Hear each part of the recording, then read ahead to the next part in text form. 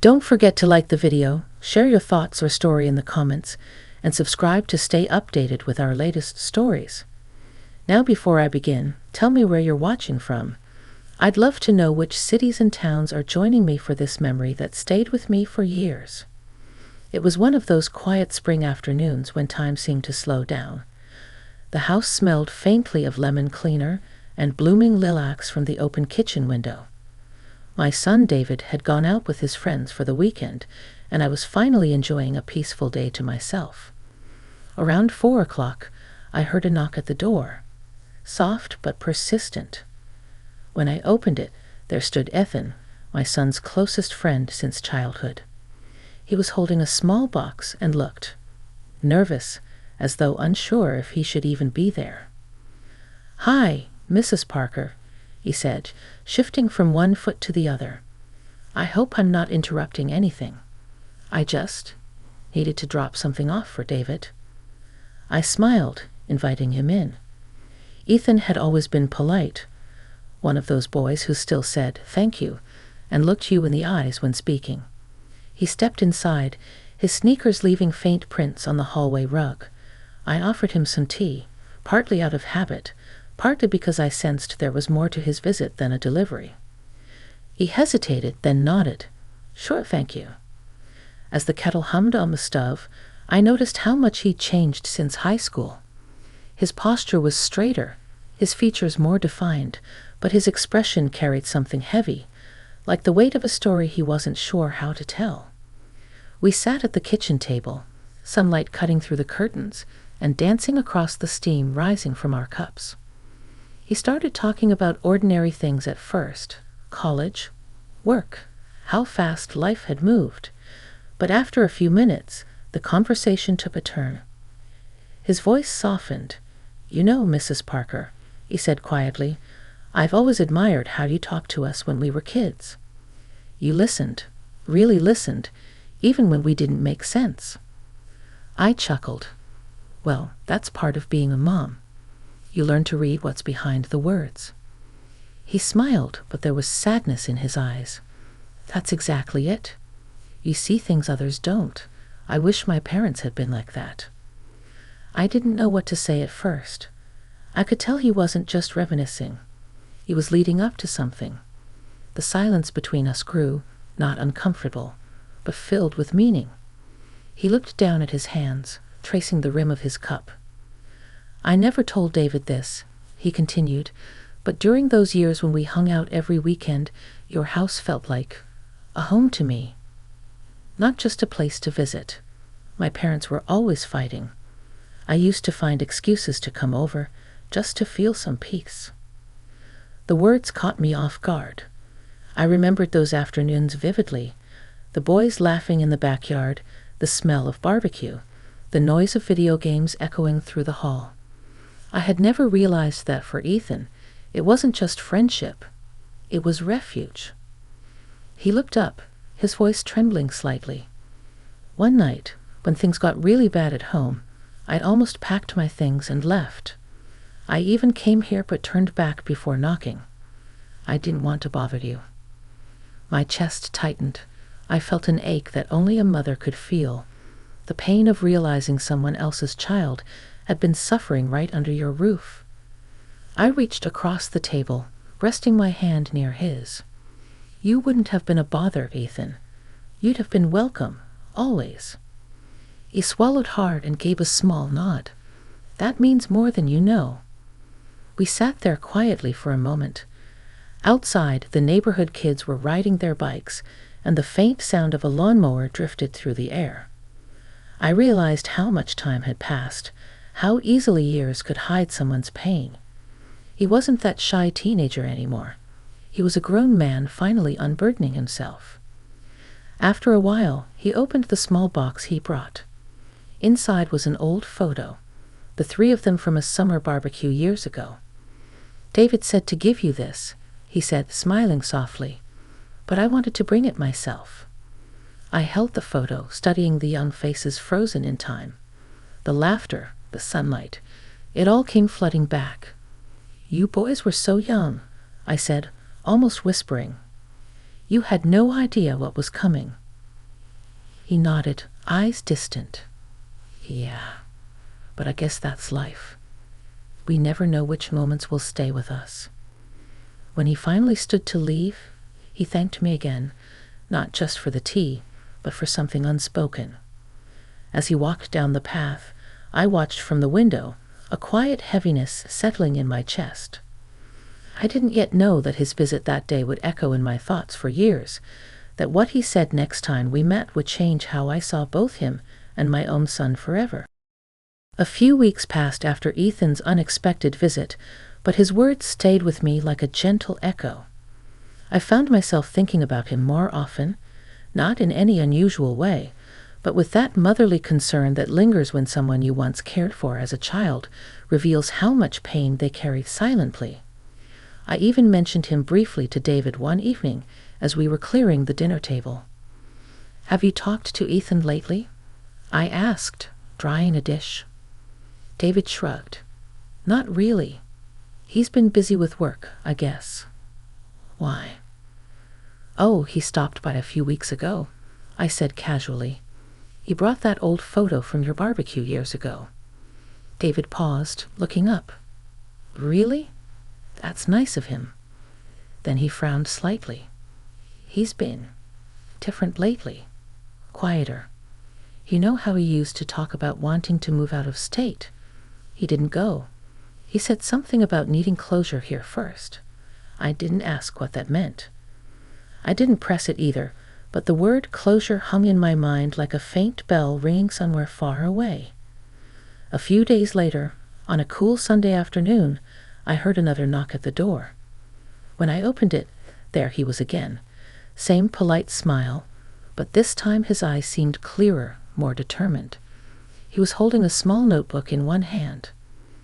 "I hope I'm not intruding again," he said, his voice calm but tentative.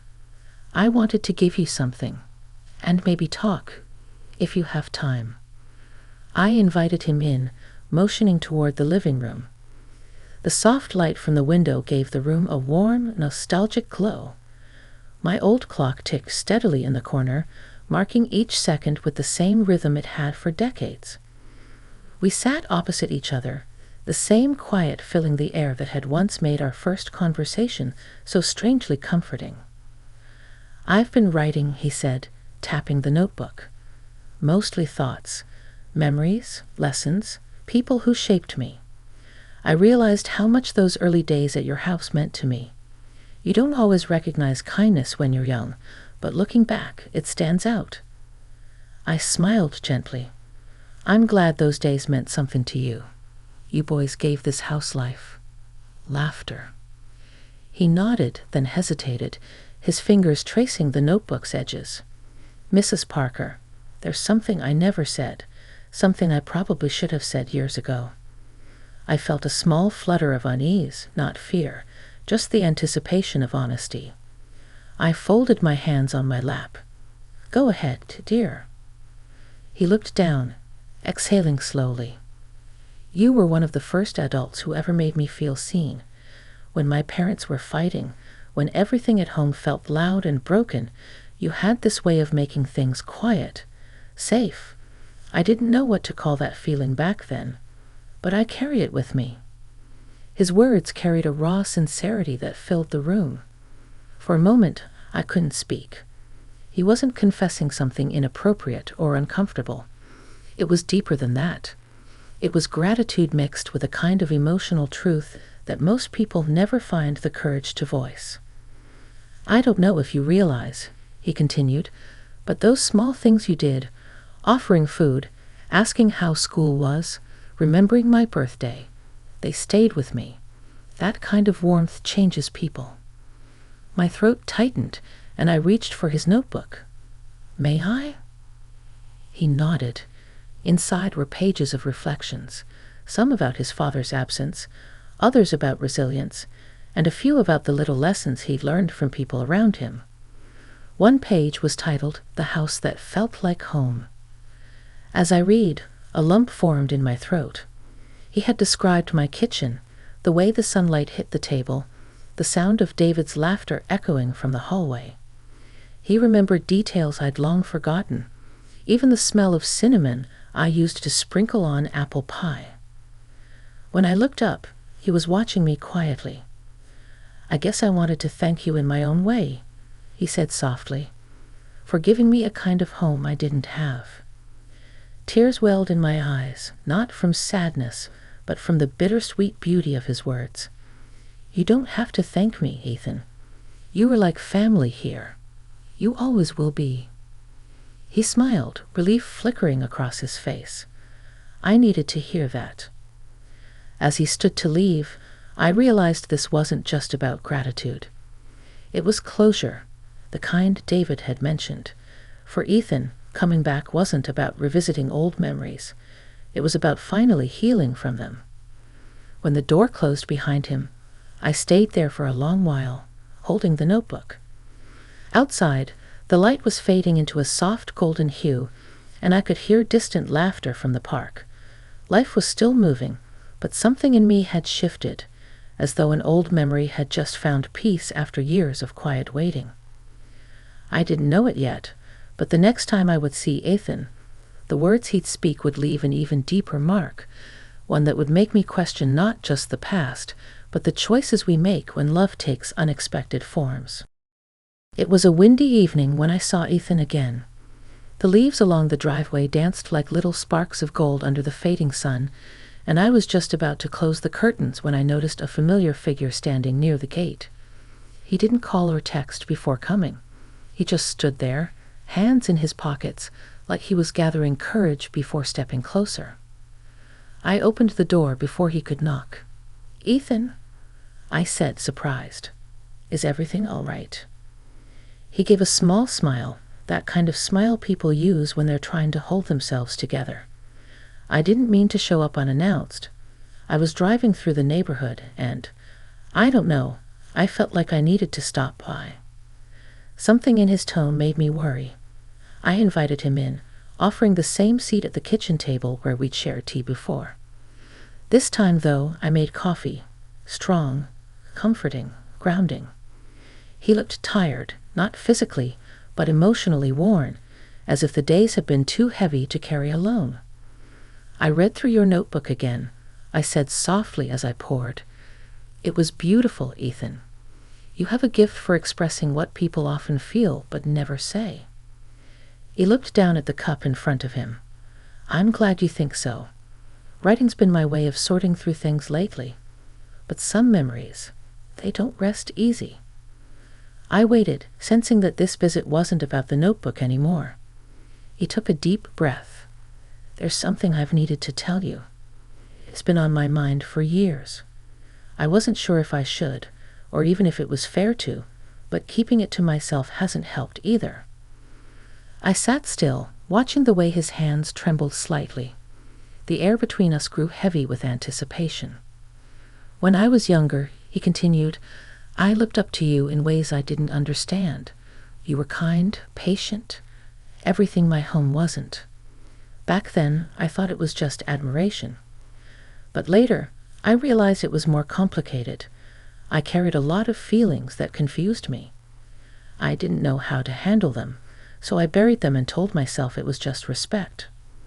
I felt my heart ache, not from shock, but from empathy." The way he spoke wasn't bold or inappropriate. It was honest and reflective, the voice of someone unburdening a truth that had waited too long. He continued, his voice quieter now. "Please don't take this the wrong way. I don't mean it as something I ever wanted to act on.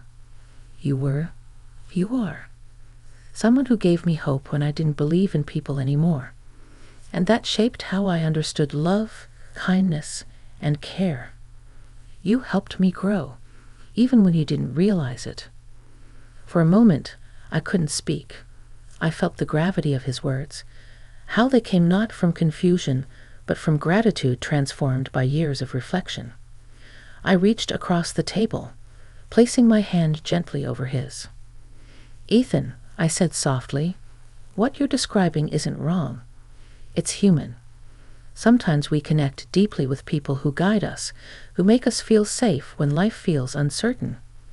What matters is the respect that stays within it, and you've shown that today." He nodded slowly, his eyes glistening but steady. I needed you to know that, because those feelings, they helped me become someone better. I don't carry them the same way now. They've turned into something more peaceful, like gratitude. The room felt lighter somehow, though neither of us moved. The ticking clock filled the silence between our words. You don't know how proud I am of you, I said finally. It takes courage to face the truth, even when it's painful or confusing, and even more courage to turn it into understanding. He smiled faintly. I think I learned that from you. We talked for a while after that, about his job, his hopes, the way life had taught him more about compassion than success. The tension that had once filled the room gave way to calm acceptance. When he finally stood to leave, there was peace in his eyes I hadn't seen before. As I watched him walk toward his car, the evening sky deepened into a violet hue. The wind carried the faint scent of rain, and I stood by the doorway for a long time, reflecting on the strange, delicate ways life ties people together. I knew that what Ethan shared that night wasn't a confession of love. It was a confession of growth, of understanding the kind of bond that goes beyond words. But I didn't yet realize that his next visit, the last one, would bring a truth that would echo in my heart for the rest of my life. It was early autumn when Ethan came for the last time. The trees outside had begun to turn gold, and the air carried that familiar crispness that signals both change and memory. I was sweeping the porch when his car pulled up slowly, the tires crunching over fallen leaves. He stepped out with a faint smile, holding something wrapped in brown paper. Mrs. Parker, he called softly, almost hesitant. I hope I'm not coming at a bad time. Never, I said, leaning the broom against the railing. You know you're always welcome here. He walked up the steps, the years showing more clearly in his eyes than on his face. I could tell right away that something was different. He looked calm, yes, but there was a weight beneath that calmness, the kind people carry when they've made a decision. We sat down inside, just as we always did, coffee for him, tea for me. He placed the wrapped package on the table, but didn't touch it yet. For a moment, neither of us spoke. The quiet between us was not uncomfortable, just full of memories. I've been meaning to see you, he said finally, his voice steady but low. There's something I want you to have. He pushed the package toward me. I carefully peeled away the paper, revealing a framed photograph, the same one he had once brought, only now enlarged and restored. It was from that summer long ago, the three of them laughing under the bright sun, with me in the background holding a tray of lemonade. Below it, he had written in neat handwriting, "The house that made us believe in kindness." I stared at it for a long moment, unable to speak. It's beautiful, I said finally, my throat tightening. You didn't have to. I did, he interrupted gently, because that photo reminds me of something I finally understand. He paused, looking toward the window as if gathering the right words. All those years ago, I thought what I felt was confusing, complicated, but now I see it differently. You were never just my friend's mother. You were the first person who showed me what steadiness looks like. You gave me warmth without asking for anything. And because of that, I learned how to love people the right way, with respect, patience, and understanding. His voice wavered slightly. I met someone recently. She's kind in that same quiet way you are. And when I realized that, I wanted to come and tell you, not for approval, but because you're part of the reason I found the courage to trust someone again. I felt an unexpected wave of emotion wash over me. Pride, nostalgia, maybe even relief. Oh, Ethan, I said softly, smiling through it all. That's the most wonderful thing you could have told me. He looked down, almost shyly. I don't think I could have ever built a life like this if you hadn't given me that foundation years ago. You probably didn't even know you were doing it. I reached across the table and took his hand for a moment, just as I had once before. Sometimes the smallest gestures plant roots deeper than we realize, I said. I'm glad you found your peace, Ethan. You deserve it.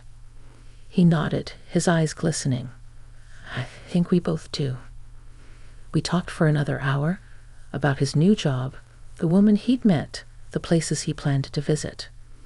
There was laughter between us, but also a quiet finality, as if both of us sensed that this conversation was closing a long, tender chapter neither of us would ever forget.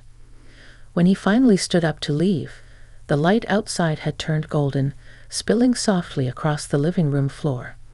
He looked around once more before walking to the door. You know, he said, every time I think about my past, I remember this house.